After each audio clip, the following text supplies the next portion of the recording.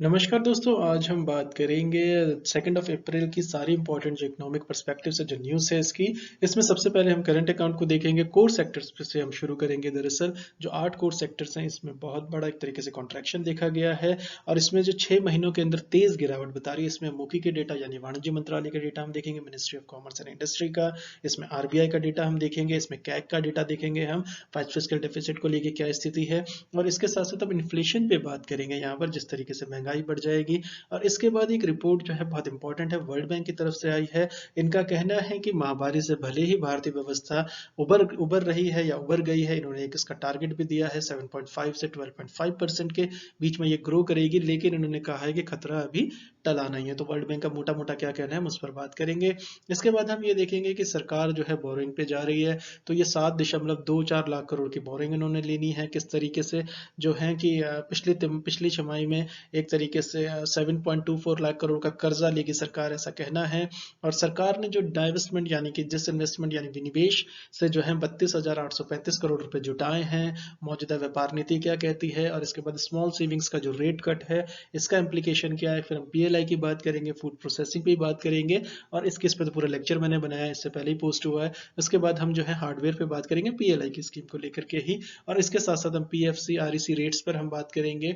इसके बाद जो है महाराष्ट्र गवर्नमेंट जिस तरीके से 2 इंपॉर्टेंट घोषणाएं उनके हम उस पर देखेंगे। इसके बाद जो है हम आपका पब्लिक सेक्टर बैंक में जो आपकी 14,500 करोड़ रुपए का जीरो कूपन बॉन्ड्स के तहत जो निवेश किया जाना है, हम इस पर तमाम बातें करेंगे। तो इन सारी बातों को लेकर के और इसमें एक आपात जो कर्ज की गारंटी योजना जो है वो 30 जून तक होगी, उसके जो फंडामेंटल्स हैं हम उसको डिस्कस करेंगे। चलिए हम इसको शुरू करते हैं। तो सबसे पहले हम इसे जानबूझ के हम इसको जो है कॉन्ट्रैक्शन के डेटा से लेते हैं, क्योंकि वर्ल्ड बैंक का जो डेटा है वो फ्यूचर के लिए है, जो इस वाले जो आने वाला है। और इसके बाद जो अभी हमें जो डेटा बता रहा है और इसको ईयर ऑन ईयर हम जो कंपेयर करके जो हमारे सामने पिक्चर आई है इकोनॉमी की, उसको लेकर के हम बात करेंगे। तो हमें जो है ये सारे टॉपिक समझने में थोड़ी सी और एक्स्ट्रा सहूलियत हो जाएगी। तो अगर हम बात करें यानी कोर सेक्टर्स यानी कि जो बुनियादी उद्योग हैं, इसमें जो उत्पादन है इसमें 6 महीने के अंदर जो है बहुत तेज गिरावट देखी गई है। और ये अलग अलग सेक्टर्स के अंदर अलग अलग गिरावट है, और जो 4.6 का जो आंकड़ा निकल करके आया है ये इनका एवरेज है 8 सेक्टर्स का। तो इसमें अलग अलग है, उस पर भी बात करेंगे। तो अब इसमें देख लेते हैं कि कोयला है, कच्चा तेल है, फर्टिलाइजर्स है, इसके सहित जो है 8 क्षेत्रों के अंदर जो है उत्पादन जो है वो घटा है। तो सभी 8 क्षेत्रों के अंदर उत्पादन घटा है, तो इसकी वजह से जो है फरवरी में जो है बुनियादी उद्योगों का जो उत्पादन है ये सालाना आधार पर जो है ईयरली बेसिस पर जो है आपका ये 4.6% घट के रह गया है। तो इसमें अगर हम देखें कि बुनियादी उद्योगों में उत्पादन जो है ये 6 महीने में जो है सबसे तेज गिरावट है। तो ये कि पहली फाइंडिंग निकल करके आती है। तो इससे इस बात की आशंका ये बढ़ गई है कि जो औद्योगिक वृद्धि में जो सुधार की जो उम्मीद है उससे जो इकोनॉमिक रिवाइवल की, चाहे वो आपका चीफ इकोनॉमिक एडवाइजर की तरफ से हो, चाहे आपका गवर्नर आरबीआई की तरफ से हो, चाहे आपका नीति आयोग की तरफ से हो, चाहे आपका फाइनेंस मिनिस्ट्री की तरफ से हो, तो जिन्होंने भी ये कहा है उन्होंने कहा था कि उम्मीद से बेहतर रिकवरी हुई है, लेकिन आंकड़े हमें कुछ और बता रहे हैं। तो जो इकोनॉमिक रिवाइवल की बात है इसमें अब जो है सुस्ती आने की संभावना इसमें पूरी पूरी बनती है। अब भले ही उसके लिए सरकार उसको किस तरीके से आंकड़ों को बताती है, उसके लिए जो स्टेप्स लेती है वो देखना बहुत दिलचस्प होगा। इसके बाद जो है सरकार जो एक तरीके सरकारी आंकड़े जो हैं इनके मुताबिक जो है कोयला है, इसमें कच्चा तेल है, प्राकृतिक गैस है, रिफाइनरी उत्पाद है, सीमेंट है, इस्पात है, ऊर्जा और उर्वरक के जो फर्टिलाइजर्स हैं इसके उत्पादन में जो है पिछले साल के मुकाबले जो है भारी गिरावट देखी गई है। अगर हम फरवरी 2020 का डेटा ले लें फॉर कंपेयरिंग से, तो इन क्षेत्रों में जो उत्पादन जो था उसमें जो वृद्धि देखी गई थी वो 6.4% की थी, यानी कि जो फरवरी 2020 के डेटा में इसमें 6.4% का जो है वृद्धि देखने को मिल रही थी, लेकिन अब यहाँ कॉन्ट्रैक्शन देखने को मिल रहा है यानी गिरावट देखने को मिल रही है। तो आंकड़ों के मुताबिक जो है इस साल फरवरी में जो है कोयला उत्पादन जो है आपका 4.4% ये घटा है। इसके साथ ही कच्चा तेल जो है इसमें जो 3.2% की गिरावट देखी गई है। नेचुरल गैस यानी प्राकृतिक गैस में 1%, रिफाइनरी में सबसे ज्यादा देखी गई है, इसमें जो है 10.9% यानी कि लगभग लगभग जो है आपका 10% से ज्यादा है ये। और फर्टिलाइजर्स के अंदर भारी गिरावट है, 3.7% है, इस्पात में 1.8% है, सीमेंट में आपका 5.5% है और ऊर्जा में आपका 0.2% है। तो जब आप इन सबको जोड़ देते हैं तो वो जो कलेक्टिव फिगर निकल करके आई है वो आपका 4.6 है, लेकिन फरवरी 2020 में ये जो था आपका 6.4% का वृद्धि देखा गया था। तो एक तो ये आपकी दूसरी इंपॉर्टेंट फाइंडिंग है। इसके बाद अगर हम मूकी के डेटा की बात करें, यानी ministry of commerce and industry की, यानी वाणिज्य मंत्रालय की अगर हम बात करें, तो इसमें जो है साल के जो है 11 में से 8 महीनों में जो है गिरावट के बाद जो है फाइनेंशियल ईयर 21 में जो है आपका 2020-21 में जो है आपका अप्रैल फरवरी के जो बुनियादी उद्योगों का जो कुल उत्पादन है ये आपका 8.3% घटा है। तो इसमें ये कहा जा रहा है कि 11 में से अगर आप 8 महीनों की बात करें, इसमें जो है 8.3% है। तो आप ये देखें जी कि किस तरीके से आंकड़े हमें बताते हैं। और इसके बाद जो है फाइनेंशियल ईयर अगर हम इसमें 2019-20 की जो समान अवधि में जो है इसमें जो है 1.3% को देखने को मिली थी। तो अगर हम इसको देखें, तो अगर हम 11 महीनों में से 8 महीनों का डेटा लें तो हमने जो है फाइनेंस जो पिछले साल जो है ये में 1.3 का, अगर हम उसको पूरा डेटा ले लेंगे तो उसमें हमें क्या कहते हैं जो वृद्धि थी 6.4 की थी, लेकिन अगर हम 8 महीनों की बात करें तो 1.3% का इंक्रीमेंट था पिछले साल फरवरी 2020 जो पिछला फाइनेंशियल ईयर पूरा गुजरा है। उसके बाद अगर इस प्रेजेंट में अगर हम बात करें तो इसमें जो है 11 में से अगर आप 8 महीने लेते हैं तो इसमें जो है बुनियादी उद्योगों का जो कुल उत्पादन है उसमें जो कॉन्ट्रैक्शन दिखा है वो आपका 8.3%। तो ये आपको दोनों आंकड़े समझाने के लिहाज से इसमें आपको आंसर्स में भी ऐसे ही लिखना चाहिए। इसके बाद अगर हम बात कर लेते हैं कि इसका जो फर्क क्या पड़ेगा, इसका जो इम्पैक्ट है, सबसे पहले हम करंट अकाउंट को अगर देखें, करंट अकाउंट के घाटे पर मोर्चे पर थोड़ी सी राहत मिली है। इसमें अगर इसको देखें, अगर एक तरीके से देश का जो चालू खाता है, ये थोड़ा सा हम अलग कॉन्टेक्स्ट में ले रहे हैं, तो देश का जो चालू खाता है एक तरीके से जो करंट अकाउंट है इसका जो दिसंबर क्वार्टर है आपका, इसमें जो कम होकर जो है ये 1.7 अरब डॉलर रहा, जो जीडीपी का जो है आपका 0.2% है। इसके साथ साथ अगर हम इसमें आरबीआई का डेटा हम इसमें लें, अगर उसके हिसाब से जो है एक साल पहले जो है दिसंबर तिमाही में जो चालू खाता का यानी कि जो करंट अकाउंट डेफिसिट था वो आपका 2.6% था, यानी कि जीडीपी का 0.4% था। तो अब जो जीडीपी का जो है करंट अकाउंट डेफिसिट वो आपका 0.2% है और पिछले साल में देखें तो 0.4% था। तो ये आरबीआई का डेटा है और इसमें जो एक इंपॉर्टेंट निकल करके RBI book of statistics and economic and economy and statistics की जो बुक आती है, हैंडबुक आती है, उसमें आपको डेटा बहुत अच्छे से मिल जाएगा और मंथली बुलेटिन के अंदर आपको मिल जाएगा। ये आरबीआई की जो मंथली बुलेटिन आती है, इसके बाद जो है आपका उसके बाद एनुअल रिपोर्ट जो आती है उसमें तो बहुत अच्छे से मिल जाएगा, इकोनॉमिक सर्वे मिल जाएगा। और इसके साथ साथ जो है ये पिछले अगर हम 2 तिमाहियों में जो चालू खाते के जो अधिशेष है, जो इसे क्रमशः क्या है आपका 15.1 अरब डॉलर है और 19 अरब डॉलर रहा है। तो इसके साथ ही अगर तिमाही में व्यापार घाटा जो है ये बढ़कर आपका 34.5 अरब डॉलर पहुंच गया है। तो ये हमारी बात हुई करंट अकाउंट की। इसके साथ साथ अगर हम राजकोषीय घाटा की यानी कि फिस्कल डेफिसिट की बात करें तो जो संशोधित अनुमान है, जो रिवाइज एस्टिमेट्स है, इसका जो है ये 76% आ गया। इसमें हम कैग की भी बात करेंगे, अभी controller and auditor general of India की रिपोर्ट की बात करेंगे। इसमें अगर हम राजकोषीय घाटा जो है फरवरी के अंत तक देखें तो उसका जो संशोधित अनुमान है यानी कि जो आ रही है उसका जो है ये 76% रहा है, 76% रहा है। तो ये बताता है कि राजकोषीय घाटा जो है वो जो फाइनेंस मिनिस्टर ने बजट में जो अनुमान जताए थे उसके दायरे में ही रहने वाला है। तो फाइनेंस मिनिस्टर ने बजट में जो है 2021 के लिए जो राजकोषीय घाटा जो है वो आपका 18.48 लाख करोड़ रुपए यानी जीडीपी का जो है 9.5% बताया था। तो इसका जो मैं आपको फिर से बताता हूं कि वित्त मंत्री ने जो है बजट में जो है 2021 के लिए जो है जो फिस्कल डेफिसिट है वो आपका 18.48 लाख करोड़ रुपए यानी जीडीपी का जो है आपका 9.5% रहने का संशोधित एक तरीके से अनुमान जताया था उस वक्त। तो महामारी के कारण जो है, कोविड के कारण जो है खर्च बढ़ने से सरकार का जो घाटा है, जिस तरीके से सरकार ने खर्चा दिया है, जिस तरीके से 80 करोड़ लोगों को हर महीने जो राशन दिया जा रहा है, 5 किलो अनाज दिया जा रहा है, इसके साथ साथ जो अन्य खर्चे हैं जो सरकार ने लिए हैं, जिस तरह से 20 लाख करोड़ के जो पैकेज का ऐलान हुआ था, अगर हम उसमें बात करें तो इसके खर्च के कारण जो है ये राजकोषीय घाटा बढ़ा है और ये कहीं संभलने वाला नहीं है। फाइनेंशियल ईयर फिस्कल ईयर जो है आपका 25-26 में भी इसकी हालत जो है थोड़ी ऐसे ही रहने वाली है। तो यहाँ पर अगर हम कैग की बात करें, कैग की रिपोर्ट के अनुसार जो है फरवरी के एंड में जो फिस्कल डेफिसिट है ये आपका 14.05 लाख करोड़ है और इसके साथ जो है संशोधित अनुमान जो है इसमें भी जो है 76% रहा है। इससे जो है कि पिछले वित्त वर्ष में इसी अवधि में जो है ये 135.2% था। तो इसमें अलग अलग रिपोर्ट्स में अलग अलग डेटा है, लेकिन आप इसको अगर आप आंसर्स लिखेंगे तो आपको बहुत बारीकी से इसमें लिखना होगा। इसके साथ साथ अगर हम बात कर लेते हैं, इसके साथ अगर देखें कि 2026 तक जो है 4% के दायरे में जो है महंगाई रखने की बात की जा रही है। इसमें क्या है कि सरकार ने महंगाई को 4% के दायरे में रखने का जो वर्तमान लक्ष्य में बदलाव नहीं किया है। तो ये एक आपकी इंपॉर्टेंट फाइंडिंग है कि ये पूछा जा सकता है कि बदलाव किया है नहीं किया और कितना है, तो 4% रखने का किया है। तो आरबीआई को 2% कमी वृद्धि के साथ जो है मार्च 2026 यानी कि अगले 5 साल तक जो रिटेल इन्फ्लेशन है यानी कि जो खुदरा महंगाई है, इसको औसतन जो है एवरेज के तौर पर जो है इसे 4% के दायरे में रखने को कहा गया है। तो यानी कि अगले 5 साल तक औसतन 4% के, लेकिन ये कितना हो पाएगा, क्रूड ऑयल इसमें एक फैक्टर है, इकोनॉमी जो है डीजल ड्रिवन है, 45% डीजल ड्रिवन इकोनॉमी है, तो उसके मद्देनजर ये कितना हो पाएगा तो ये देखना बहुत वक्त बताएगा ये। इसके साथ साथ जो है इसमें अगर हम देखें तो आरबीआई कानून जो है, ये आपको एग्जाम पर्सपेक्टिव से इंपॉर्टेंट है, आरबीआई कानून जो है 1934 के तहत जो है 1 अप्रैल 2021 से मार्च 2026 तक के लिए जो खुदरा महंगाई लक्ष्य को पिछले 5 साल के स्तर पर ही रखा गया है। तो ये आपका ऑफिशियल इसमें एक तरीके से नोट है आपका, तो इसको आपको बहुत इसको संज्ञान में लेना चाहिए। इसके साथ साथ अगर हम बात करें इसमें जो महामारी से एक तरीके से, अगर हम यहाँ पे वर्ल्ड बैंक की बात कर लेते हैं, इसकी एक रिपोर्ट आई है, इन्होंने कहा है महामारी से भारतीय अर्थव्यवस्था उभरी जरूर है लेकिन अभी भी खतरे से पूर्णतः बाहर नहीं है। तो 2021-22 के लिए जो भारत की जो वास्तविक जीडीपी की जो ग्रोथ रेट होगी यानी कि जो वृद्धि दर होगी जीडीपी की,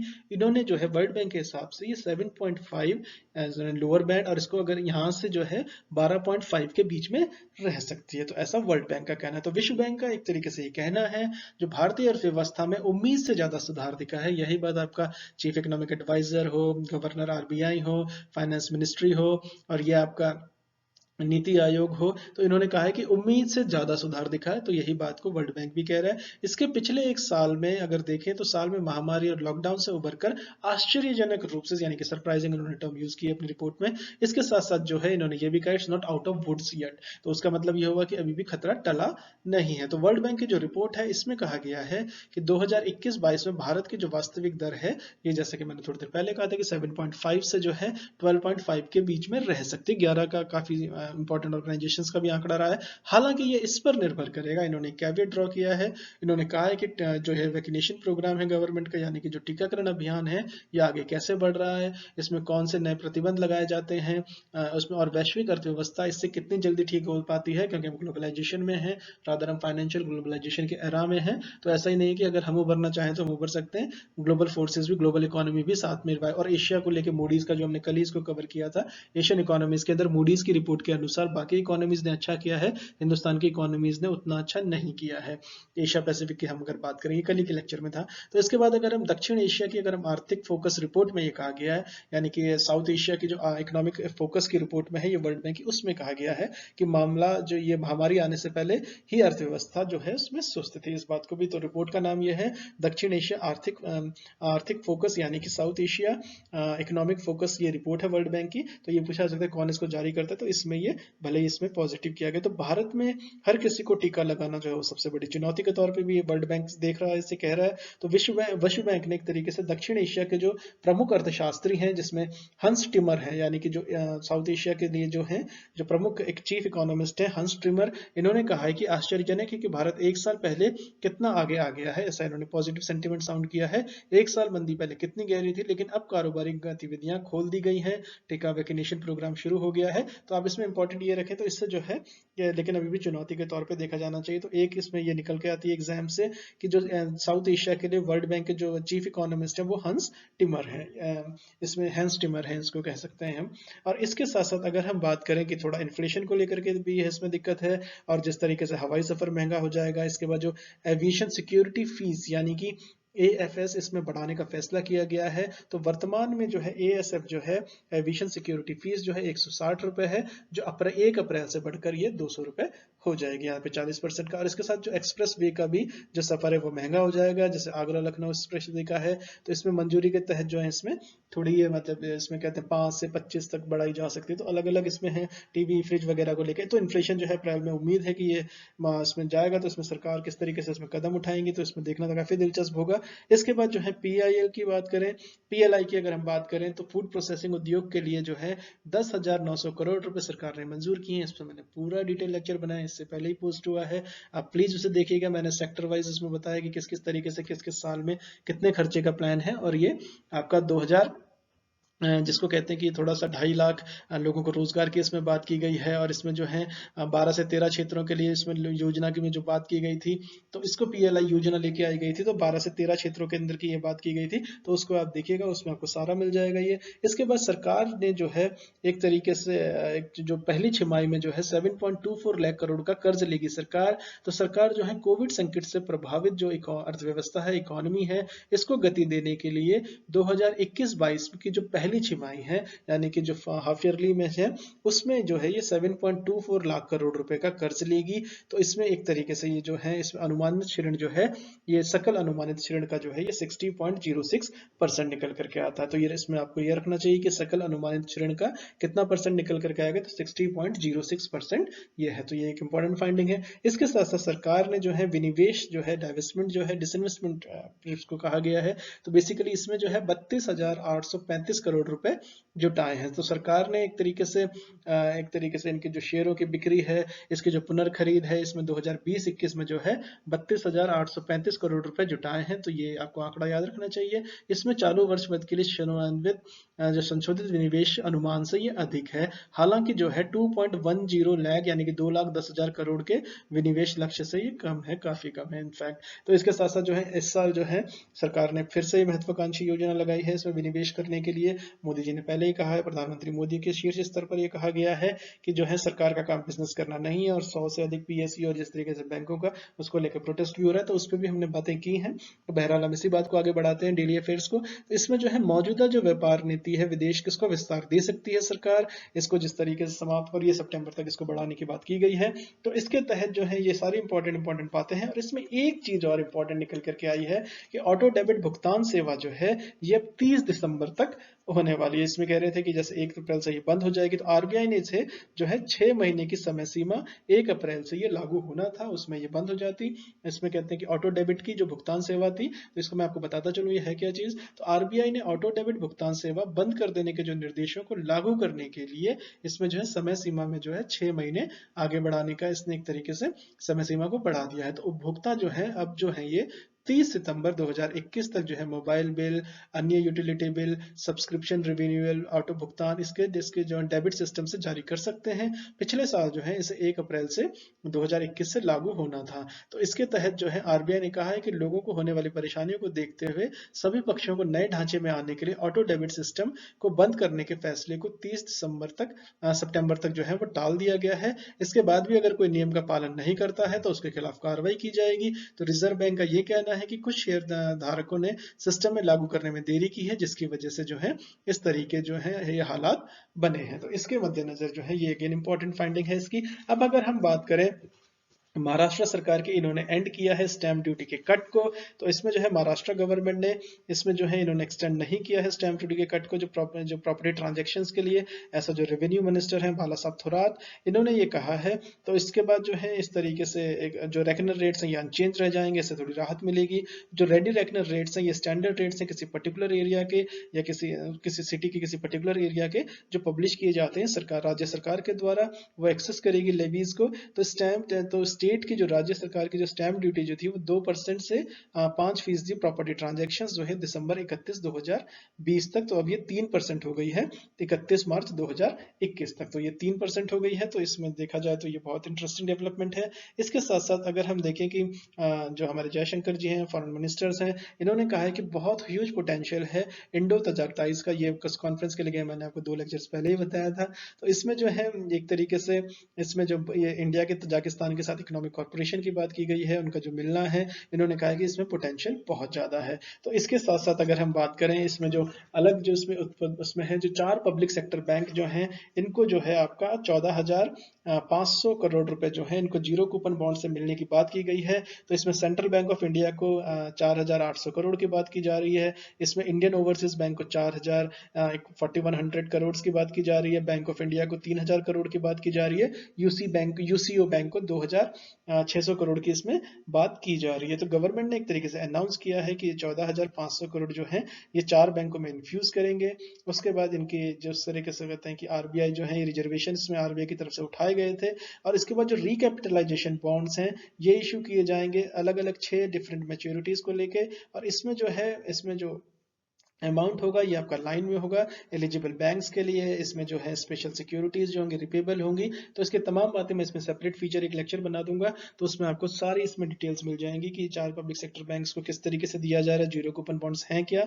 और इसके साथ साथ अगर हम बात करें यहाँ पर इसमें एक चीज और इम्पोर्टेंट डेवलपमेंट हुई है कि जो डेडलाइन है लिंक आधार कार्ड को पैन कार्ड से लिंक करने की, वो 30 जून तक बढ़ा दी गई है। तो ये काफी जिनका रह गया वो प्लीज करवा लें तो अच्छा रहेगा। और इसमें एक इंपॉर्टेंट जो बात है वो स्मॉल सेविंग्स को लेके है। मैं आपको ये बताता चलूं कि जो इसमें रेटिंग्स कट की बात की जा रही है, जो पीपीएफ के जो रिटर्न्स की बात है, वो अभी जो है 6.4% है। तो गवर्नमेंट का ऐसा कहना है, इन्होंने अनाउंस किया है कि ये जो स्मॉल सेविंग्स के जो रेट है 50 से 100 बेसिस पॉइंट जो है पहले क्वार्टर के लिए न्यू फाइनेंशियल ईयर के लिए, इसमें इन्होंने कट एक तरीके का अनाउंस किया है। तो ये जो सेकंड टाइम है कि ऐसा जिसमें इंटरेस्ट रेट जो है स्मॉल सेविंग स्कीम्स के जिनको कट किया गया है पिछले एक साल के अंदर। तो अप्रैल जून क्वार्टर के अंदर जो है 2020-21 में, और इसको बहरहाल वापस ले लिया गया था, तो इस न्यूज को हम कल फिर करेंगे। तो लेकिन आपको मैं मोटा मोटा इसमें बताता चलूं कि जो रिवाइज इंस्टेटेड स्मॉल सेविंग प्लान्स में वो किस तरीके के हैं। एक ईयर का जो डिपॉजिट है वो आपका 1 जनवरी से 31 मार्च तक, जैसे आपका इसमें आपका 5.5% था, और ये आपका अप्रैल 1 से लेकर 30 जून तक 4.4, 2 ईयर्स का डिपॉजिट में 5.5, फिर ये 5। तो इस तरीके से आपका सीनियर सिटीजन सेविंग स्कीम में 7.4 था, उसके बाद ये 6.5 हो गया है। मंथली इनकम अकाउंट जो है आपका 6.6, 5.7 की बात की गई, बहरहाल इसको वापस लिया गया, तो इसको हम कल फिर से इसको कवर करेंगे। और इसके बाद जो है इसमें मैं आपको बताता चलूं कि इसमें जो एक इंटरेस्टिंग डेवलपमेंट है वो आपका एक फार्म लॉज को लेकर के, जो सुप्रीम कोर्ट ने जो बनाई थी एक कमेटी, उसके तहत जो है न्यू फार्म लॉज ने उन्होंने अपनी रिपोर्ट को सबमिट किया है कि उन्होंने जो तीन एक तरीके से जो काले कानून किसानों की तरफ से कहना है, जो कंट्रोवर्शियल एग्रीकल्चर लॉज हैं, सरकार का कहना है कि इससे आय बढ़ेगी, किसी क्षेत्र के लिए क्रांतिकारी कदम है, और जो ये इन्होंने अपनी रिपोर्ट जो है सुप्रीम कोर्ट को सौंप दी है।